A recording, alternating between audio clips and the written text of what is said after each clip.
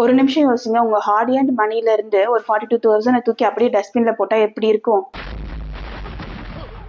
கேட்க ஷாக்கிங்கா இருக்குல்ல. 2014ல நான் வாங்கின ஒரு பொருளோட வேல்யூ 42,000. ஆனா இப்ப அதோட வேல்யூ 0. இன்னைக்கு இந்த பழத்தை கட் பண்ணிட்டே நான் என் லைஃப்ல பண்ண அந்த காஸ்ட்லி மிஸ்டேக் பத்தியும், அதுல இருந்து நான் கத்துக்கிட்ட லெசனும், அதுக்கப்புறம் எப்படி என் பணத்தை நான் சேஃபா பாத்துக்கிறேங்கிறத பத்தியும் இந்த வீடியோல பார்க்கலாம் வாங்க. Welcome to Sandy's Flavored Mist. Hi, என்னோட நேட்டிவ் கரூர். 2014ல நான் பிஆர் கோயம்புத்தூர்ல முடிச்சேன். அதுக்கப்புறம் பெங்களூர்ல தான் போய் ஒர்க் பண்ணுன்ட்டு போர்ட்ஃபோலியோலாம் ரெடி பண்ணிட்டு பெங்களூர்ல இருக்க ஃபர்ம்ஸுக்குலாம் அமுச்சு விட்டுட்டு இருந்தேன். But life had other plans. நான் ட்ரை பண்ணாமலே நேட்டிவ்லேயே எனக்கு ஒரு ஜாப் கிடைச்சிது. இங்கேயே இருந்து ஒரு வருஷம் ஒர்க் பண்ணி பாரு, பிடிக்கலன்னா அதுக்கப்புறம் வேணா பெங்களூருக்கு போ, ரெண்ட் ஃபுட்டுக்குன்னு தனியா நீங்க எதுவும் ஸ்பெண்ட் பண்ண வேண்டாம்ல அப்படின்னு சொன்னாங்க என்னோட பேரண்ட்ஸ். என்னோட ஃபர்ஸ்ட் சேலரி 22,500 rupees. நேட்டிவ்ல இருந்தனால ஃபுட்டு, டிரான்ஸ்போர்டேஷன், ஹவுஸுக்குன்னு எதுவுமே ஸ்பெண்ட் பண்ண தேவையில்லை. அப்ப சேவிங்ஸ் அண்ட் இன்வெஸ்ட்மெண்ட் பத்தி எனக்கு ஏபிசிடி கூட தெரியாது. அப்ப கையில காசு வந்தோடனே பிராண்டட் மொபைலு, லேப்டாப்பு, ட்ரெஸ்ஸஸ், மத்த எல்லாத்துக்கும் கிஃப்ட்னு லாவிஷா செலவு பண்ணிட்டு இருந்தேன்.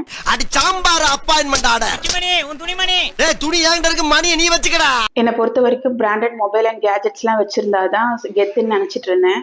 அப்பதான் அந்த சாம்சங் S6 மொபைல் லான்ச் ஆச்சு. அப்ப இருந்த கிரேஸ்க்கு 42,000 கொடுத்து வாங்கினேன். இது 2014 அண்ட் 15 டைம். நம்ம அப்பெல்லாம் பெருசா மொபைல்லாம் ரீசார்ஜ் பண்ண மாட்டோம். ஜியோ வந்து எப்போ அவங்க ஃப்ரீ டேட்டா கொடுக்க ஆரம்பிச்சாங்களோ அதுக்கப்புறம் தான் இந்த மொபைல் யூசேஜ்லாம் அதிகமாச்சு. ஸோ அந்த டைம்ல எனக்கு அந்த மொபைல் பெருசா யூஸ் ஆகல. வெறும் கால் பேசுறதுக்கும் மியூசிக் கேட்கறதுக்கு மட்டும்தான் யூஸ் பண்ணேன். யூசேஜே இல்லாத மொபைல் என்னோட பட்ஜெட்குள்ள வந்துச்சான்னு செக் பண்ணலாமா வாங்க. ஃபினான்ஷியல் ரூல்னா என்னன்னு ஆல்ரெடி நான் ஒரு வீடியோ டீட்டெயிலாக மேக் பண்ணியிருக்கேன். அதோட லிங்க் டிஸ்கிரிப்ஷனில் கொடுத்துருக்கேன், வேணா செக் பண்ணிக்கோங்க. ஃபினான்ஷியல் ரூல் என்னன்னா, நீட்ஸ் 50% இருக்கணும், வாண்ட்ஸ் 30% இருக்கணும், சேவிங்ஸ் 20% இருக்கணும். நீட்ஸ் பார்த்தீங்கன்னா housing rent, electricity bill, groceries, அதுக்கப்புறம் ஏதாவது கிரெடிட் கார்டு பில்லு, லோனு, அது எல்லாமே நீட்ஸில் வரும். வாண்ட்ஸ் பார்த்தீங்கன்னா அவுட்டிங் போகிறது, தியேட்டரில் போய் மூவி பார்க்கறது, வெளியே போய் சாப்பிட்றது, ட்ராவல் பண்ணுறது, லக்ஸுரி ஷாப்பிங் பண்ணுறது, ஓடிடி பிளாட்ஃபார்ம் ரீசார்ஜ் பண்ணுறது, இது எல்லாமே வாண்ட்ஸில் வரும். சேவிங்ஸில் பார்த்தீங்கன்னா ஃபர்ஸ்ட் எமர்ஜென்சி ஃபண்ட் வரும். அது வேற எதுவும் இல்லை, நம்ம எமர்ஜென்சி டைம்ல யூஸ் பண்ணிக்கிற ஒரு ஷீல்டு, லைக் ஹாஸ்பிட்டல் பில்ஸ். சேவிங்ஸ்ல வேற என்ன வரும்னு பாத்தீங்கன்னா SIP and mutual fund, gold, அதுக்கப்புறம் ரிட்டையர்மெண்ட் சேவிங்ஸ். ஸோ நம்ம பிரச்சனைக்குள்ள இப்ப வரலாம். நான் வாங்கின அந்த மொபைல் இப்போ அந்த ஃபினான்ஷியல் ரூல்குள்ள வருதான்னு பார்க்கலாம் வாங்க. இதுதான் இந்த ஃபினான்ஷியல் கால்குலேட்டர். என்னோட மந்த்லி இன்கம் இப்போ நான் இங்கே என்டர் பண்ணுறேன் 22,500. அப்புறம் காஸ்ட் ஆஃப் த லக்ஸுரி ஐட்டம்குள்ள நான் வாங்கின மொபைலோட ப்ரைஸை என்டர் பண்ணுறேன் 42,000. இங்கே கீழே பார்த்தீங்கன்னா நீட்ஸ் வந்து 50%. அதில் 11,250 தான் நான் வந்து என்னோட சேலரியிலேருந்து யூஸ் பண்ண வேண்டிய நீட்ஸ். அடுத்தது வாண்ட்ஸ் வந்து 6,750. அடுத்தது சேவிங்ஸ் வந்து 4,500. பட் நான் வாங்கின மொபைலோட ப்ரைஸ் வந்து 42,000, which is 30% higher than my budget. அப்போ நீங்க கேட்கலாம், வாண்ட்ஸ்ல இருக்க எந்த லக்ஸுரி ஐட்டமுமே என்னால வாங்க முடியாதா, லைக் மொபைல் ஃபோன், வாட்ச்னு கேட்டா அதுக்கு ஒரு ஆப்ஷன் இருக்கு. அதுதான் அஃபோர்டபிலிட்டி ரேஷியோ. புரியுற மாதிரி சொல்லணும்னா உங்க மந்த்லி இன்கம்ல இருந்து 10%. அஃபோர்டபிலிட்டி ரேஷியோனா ஒன்றும் இல்லை, cost of the luxury item divided by annual or monthly income into 10. For example, your salary is 1 lakh. ஆனால் நீங்கள் ஒரு லக்ஸுரி வாட்ச் 50,000க்கு வாங்கணும்னு நினைக்கிறீங்க. அப்போ 10,000 5 மந்த்துக்கு சேர்த்து வச்சிங்கன்னா டோட்டலாக 50,000 ஆகும். அப்போ நீங்கள் அந்த வாட்சை 50,000 கொடுத்து ஈஸியாக வாங்கிடலாம். உங்களோட வாண்ட்ஸோட அமௌண்ட் பேலன்ஸ் 20,000 இருக்கிறனால உங்களுக்கு பிடிச்ச படத்தை வேணாலும் நீங்க பார்க்கலாம், இல்லை கடையில் போய் பிரியாணியும் வாங்கி சாப்பிடலாம் உங்களோட சேவிங்ஸ்ல கை வைக்காம. ஸோ உங்கள் வாண்டோட பட்ஜெட்டில் பேலன்ஸ் 20,000 இருக்கும். அதெல்லாம் முடியாது, எனக்கு இமீடியட்டாக வாட்ச் வேணும்னு நீங்கள் ஃபீல் பண்ணால் கூட நோ காஸ்ட் இஎம்ஐயில் தாராளமாக வாங்கலாம். But that should fall within the 10% of your total income. So இப்போ என்னோட கதைக்கு வரலாம்னா, அந்த லக்ஸுரி மொபைல் வாங்குறதுக்கு எத்தனை மாதம் ஆகும்னு பார்க்கலாமா. என்னோட மொபைல் காஸ்டான 42,000 நான் வாங்குற சேலரியை வச்சு டிவைட் பண்ணணும்.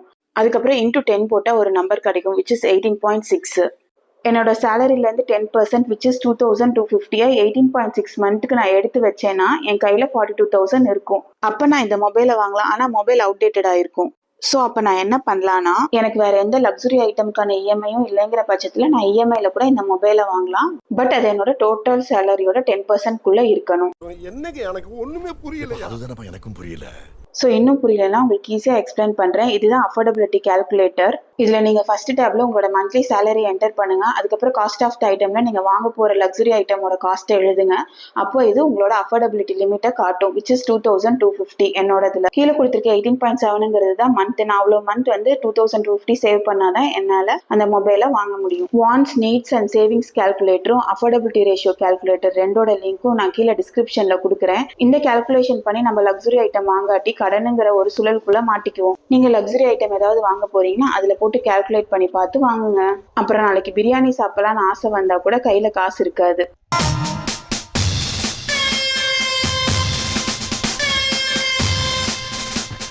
12B மூவி பார்த்திருக்கீங்களா? பஸ் ஏறினா சிம்ரன் இல்லைன்னா ஜோதிகா.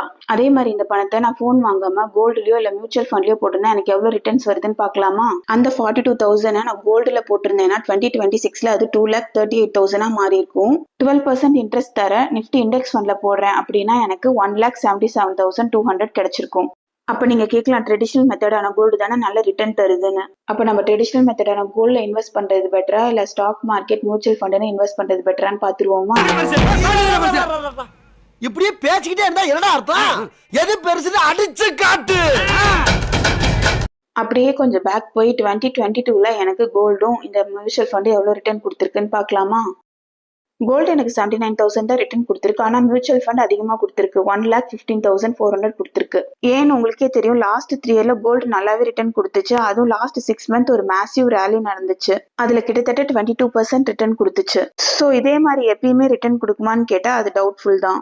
ஏன்னா 2014ல இருந்து 22 வரைக்கும் ஆவரேஜான ரிட்டர்ன் தான் கொடுத்திருக்கு. அதனால கோல்டு தான் பெருசு இல்ல ஸ்டாக் தான் பெருசு இல்ல ரியல் எஸ்டேட் தான் பெருசுன்னு நம்மளோட எல்லா சேவிங்ஸையும் ஒரே பக்கம் இன்வெஸ்ட் பண்ணக்கூடாது. இன்வெஸ்ட்மெண்ட்டை டைவர்சிஃபை பண்ணும். சப்போஸ் ஏதாவது ஒண்ணு கீழே இறங்குச்சுன்னா கூட இன்னொன்னு கை கொடுக்கும். இவ்வளவு நேரமா ஸ்டாக்குன்னு சொல்றேன், மியூச்சுவல் ஃபண்ட்னு சொல்றேன், தெரிஞ்சவங்களுக்கு ஒன்றும் பிரச்சனை இல்லை. பட் தெரியாதவங்க நிறைய பேர் வீடியோ பார்ப்பீங்க, அவங்களுக்காக மியூச்சுவல் ஃபண்ட்னா என்னங்கிறத பார்க்கலாம் வாங்க. மியூச்சுவல் ஃபண்ட் பத்தி தெரியணும்னா அதுக்கு ஃபர்ஸ்ட் ஸ்டாக் மார்க்கெட்னா என்னன்னு தெரிஞ்சிருக்கணும். இப்போ நம்ம ஜெப்டோல ரிலையன்ஸ்ல எல்லாம் பொருள் வாங்குறோம். ஆனா நம்ம ஜெப்டோ ரிலையன்ஸே வாங்கினா இந்த ஜெப்டோ ரிலையன்ஸ் மாதிரியான கம்பெனிகள் எல்லாம் அவங்க ஓனர்ஷிப்ல இருந்து சின்ன ஸ்லைஸ், அதாவது ஷேர் பங்குகளை நமக்கு தருவாங்க. எதுக்கு கொடுக்குறாங்கன்னா அவங்க கம்பெனியை அவங்க நல்லா டெவலப் பண்ணணும், புதுசா ஏதாவது இன்னோவேட் பண்ணணும். அதுக்கு அவங்களுக்கு காசு தேவை. ஸோ அவங்க ஷேர் மார்க்கெட்டுக்கு வந்து அவங்களோட ஓனர்ஷிப்ல சில பெர்சன்டேஜை விற்பாங்க. அதை சில இன்வெஸ்டர்ஸ் வாங்குவாங்க. இன்வெஸ்டர்ஸ்னா யாரு? அவங்க விற்கிற பங்குகளை வாங்குறவங்க. சரி, இவங்க எல்லாம் எதுக்கு இந்த பங்குகளை வாங்குறாங்க? சப்போஸ் இந்த இன்வெஸ்டர்ஸ் வாங்கின கம்பெனி நல்லா க்ரோ ஆகி டெவலப் ஆச்சுன்னா அந்த கம்பெனி இந்த இன்வெஸ்டர்ஸ் கிட்ட அவங்களோட ப்ராஃபிட்டை ஷேர் பண்ணுவாங்க. சரி, இந்த ஷேர்ஸோட பிரைஸ்லாம் ஏன் ஏறுது இறங்குது? ஒரு ஷேருக்கு ஹை டிமாண்ட் இருந்துச்சுன்னா அதிகமான பையர்ஸ் வந்து வாங்குவாங்க. டிமாண்ட் கம்மியாச்சுன்னா செல்லர்ஸ் எல்லாருமே அதிகமா இருப்பாங்க, வித்துருவாங்க அந்த ஷேர்ஸை. ஸோ இப்போ வார் நடக்கிறனால க்ரூட் ஆயிலோட ப்ரைஸஸ்லாம் அதிகமாச்சு. காரணம் என்ன? அதிகமான பையர்ஸ் வந்து அதை வாங்கியிருக்காங்க. கொஞ்ச நாள் முன்னாடி ஏஐயோட இம்பாக்ட்னால ஐடி ஸ்டாக்ஸ் எல்லாமே டவுன் ஆச்சு. ஏன்னா செல்லர்ஸ் எல்லாமே அதை வித்தாங்க. ஸோ ஒரு ஸ்டாக்ஸை வாங்குறதுக்கும் விற்கிறதுக்கும் இந்த மாதிரி நிறைய ரீசன்ஸ் இருக்கு. சரி, இப்போ இந்த ஸ்டாக் மார்க்கெட்ல எப்படி இன்வெஸ்ட் பண்றது? அதுக்கு 2 வழி இருக்கு. ஒன்னு டைரக்ட் ஈக்விட்டி, இன்னொன்னு மியூச்சுவல் ஃபண்ட். சரி, எது நமக்கு சூட் ஆகும்னு பார்க்கலாமா? டைரக்ட் ஸ்டாக் மார்க்கெட்டுங்கிறது ஒரு முழு பலாப்பழத்தை வாங்கி நீங்களே வீட்டுல கட் பண்ற மாதிரி. நீங்களே ரிசர்ச் பண்ணி நல்ல பழமா பார்த்து வாங்கணும். கையில எண்ணெய் தடவிக்கிட்டு எந்த இடத்துல கட் பண்ணணும்னு உங்களுக்கு தெரியும். அப்புறம் கட் பண்றதுக்கு ரொம்ப டைம் எடுக்கும். ஆனா மியூச்சுவல் ஃபண்டுங்கிறது எப்படி தெரியுமா? மார்க்கெட்ல ஒரு பலாப்பழ வியாபாரி பலாப்பழத்தை எல்லாம் உளிச்சு சொலைய நீட்டா எடுத்து விற்பாரு. நம்ம போய் வாங்கினா மட்டும் போதும். இப்போ நீங்க ஸ்டாக் மார்க்கெட்ல இன்வெஸ்ட் பண்ண போறீங்கன்னா ஃபர்ஸ்ட் ஆஃப் ஆல் உங்களுக்கு நல்லா ரிசர்ச் பண்ண தெரியணும். எந்த கம்பெனியை எப்ப வாங்கணும்னு தெரியணும். கரண்ட் அஃபேர்ஸ் எல்லாமே தெரிஞ்சிருக்கணும். மார்க்கெட்டை மானிட்டர் பண்ணணும் ரெகுலரா. நிறைய டைம் இருக்கணும். அப்புறம் தைரியமா ரிஸ்க் எடுக்கணும். முக்கியமா பொறுமை வேணும். அவசரப்பட்டு விற்கவோ வாங்கவோ கூடாது. இந்த எல்லா குவாலிட்டியும் உங்களுக்கு இருக்குன்னா நீங்க தாராளமா ஸ்டாக்ஸ்ல இன்வெஸ்ட் பண்ணலாம். ரொம்ப கஷ்டம் ப்ரோ, ரொம்ப கஷ்டம் ப்ரோ. ஸ்டாக்ஸ்ல இன்வெஸ்ட் பண்ணா ஆனா இதெல்லாம் எனக்கு கஷ்டம் அப்படின்னு நீங்க நினைச்சீங்கன்னா நீங்க மியூச்சுவல் ஃபண்ட் சூஸ் பண்ணலாம். இது யாருக்கு செட் ஆகும்னா, நான் ரொம்ப பிஸி, அப்புறம் மார்க்கெட்டுக்கு புதுசு, என்னது ரிசர்ச் பண்ணமா, அதெல்லாம் நமக்கு தெரியாதுப்பா அப்படிங்கிறவங்க, சும்மா விற்கிறது வாங்குறதுங்கிற பிசினஸ் எல்லாம் எனக்கு பிடிக்காது, நான் லாங் டேர்முக்கு வெல்த் கிரியேஷன் பண்ணும், எனக்கு ஒரு ஸ்டெடி க்ரோத் காம்பவுண்டிங், அதாவது வட்டி குட்டி போடணும்னு நினைக்கிறவங்க, என்கிட்ட கொஞ்சம் காசு தான் இருக்கு ஆனா நான் நிறைய கம்பெனி வாங்கணும் அப்படின்னு நினைக்கிறவங்க எல்லாருமே மியூச்சுவல் ஃபண்ட் சூஸ் பண்ணலாம். ரிசர்ச் பண்றது, ரிஸ்க் எடுக்கிறது, அவங்க டைமை கொடுத்து மானிட்டர் பண்றது, இது எல்லாத்தையும் பண்ற ஒரு பேரு ஃபண்ட் மேனேஜர். ஃபார் எக்ஸாம்பிள், அவரு தான் பலாப்பழ வியாபாரி. அவர் பலாப்பழத்தை உளிச்சு நமக்கு கொடுப்பாரு, நம்ம சாப்பிட்டா மட்டும் போதும். அப்பா, வேலை ரொம்ப ஈஸியா இருக்கே. சரி, அப்ப எப்படி மியூச்சுவல் ஃபண்டை ஸ்டார்ட் பண்றது? இது ஒரு சிம்பிள் 2 ஸ்டெப் ப்ராசஸ் தான். ஃபர்ஸ்ட் KYC கம்ப்ளீட் பண்ணும். அதுக்கு உங்க PAN card, Aadhaar card and bank account இருந்தா போதும். நீங்க மொபைல்லேயே KYC பண்ணிடலாம். செகண்ட் ஸ்டெப், நம்ம எந்த பிளாட்ஃபார்ம் சூஸ் பண்றோங்கிறது. போன்ல இருந்து நீங்க டைரக்டா ஜீரோதா காயின், க்ரோங்கிற ஆப் எல்லாம் டவுன்லோட் பண்ணி நீங்க ஸ்டார்ட் பண்ணலாம். இல்லைன்னா அசஸ்ட் மேனேஜ்மெண்ட் கம்பெனி, அதாவது AMC website like SBI mutual fund, HDFC mutual ஃபண்டுன்னு சில கம்பெனிஸ் வந்து மியூச்சுவல் ஃபண்ட் வச்சு நடத்துவாங்க. டைரெக்டாக அவங்களோட வெப்சைட்டில் போயும் கூட நீங்கள் ஸ்டார்ட் பண்ணலாம். பேங்க் போர்ட்டல்ஸ், இதில் கொஞ்சம் மிடில் மேன்ஸ் இருப்பாங்க, அவங்களுக்கு நீங்கள் கமிஷன் கொடுக்குற மாதிரி இருக்கும். For the period of 20 years நம்ம ஒரு எக்ஸாம்பிள் பார்க்கலாம். நீங்கள் ஆப் மூலிமா பண்ணிங்கன்னா உங்களுக்கு 0% கமிஷன், பட் ரெகுலர் பிளான் மூலிமா போனீங்கன்னா 0.5 to 1.5% வந்து உங்களுக்கு கமிஷன் இருக்கும் வருஷத்துக்கு. Over the period of 20 years direct பிளானில் உங்களோட ஃபைனல் வெல்த் வந்து 50 lakhsனா ரெகுலர் பிளானில் உங்களுக்கு 42 lakhs தான் கிடைக்கும். ஏன்னா மீதி 8 lakhs வந்து நீங்கள் கமிஷனாக பே பண்ணுவீங்க. சரி, மியூச்சுவல் ஃபண்டில் இன்வெஸ்ட் பண்ணுறதுக்கு எவ்வளோ பணம் வேணும்னு பார்த்துடலாமா? இதில் 2 டைப் இருக்குது. ஒன்று வந்து ஸ்டார்டிங் அண்ட் எஸ்ஐபி, இன்னொன்று வந்து லம்சம். எஸ்ஐபினா சிஸ்டமேட்டிக் இன்வெஸ்ட்மெண்ட் பிளானு. நீங்கள் இதை மாதமோ இல்லை டெய்லியுமோ இல்லை வாரத்துக்கு ஒரு தடவை எப்படி வேணாலும் பணத்தை போடலாம்.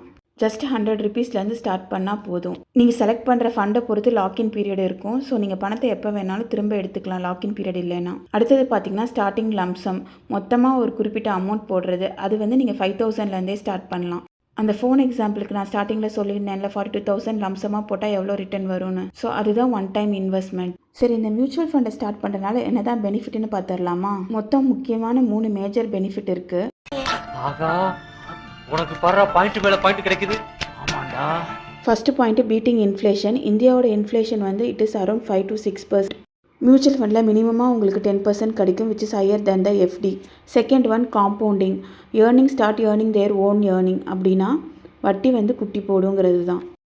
ஃபார் எக்ஸாம்பிள் 100 ரூபாய் நீங்கள் மியூச்சுவல் ஃபண்டில் போடுறீங்க, 10 ரூபாய் லாபமாக கிடைக்கிது. அடுத்த மாதத்துக்கு 110 ரூபாய்க்கு உங்களுக்கு லாபம் கிடைக்கும்.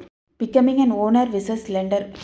நீங்கள் பேங்க்குக்கு எஃப்டி மூலியமாவோ சேவிங்ஸ் மூலியமாவோ பணம் கொடுக்குறீங்க, அவங்க திரும்பி உங்களுக்கு 3 to 7% இன்ட்ரெஸ்ட் கொடுக்குறாங்க. ஆனால் இங்கே நீங்கள் அவங்களோட சில பர்சன்டேஜ் ஷேரை ஹோல்டு பண்ணுறனால ஓனர் ஆகுறீங்க. இதில் 12லேருந்து 15+ அளவுக்கு ரிட்டர்ன்ஸ் கிடைக்கும். இதனால் நீங்கள் இன்ஃப்ளேஷனை ஈஸியாக பீட் பண்ணலாம். இவ்வளோ நேரமாக நம்ம இன்வெஸ்டிங் பற்றி பேசணும். சரி, இந்த இன்வெஸ்டிங்க்கும் சேவிங்க்கும் எவ்வளோ அமௌண்ட் டிஃப்ரென்ஸ் வருதுன்னு பார்த்துடலாமா?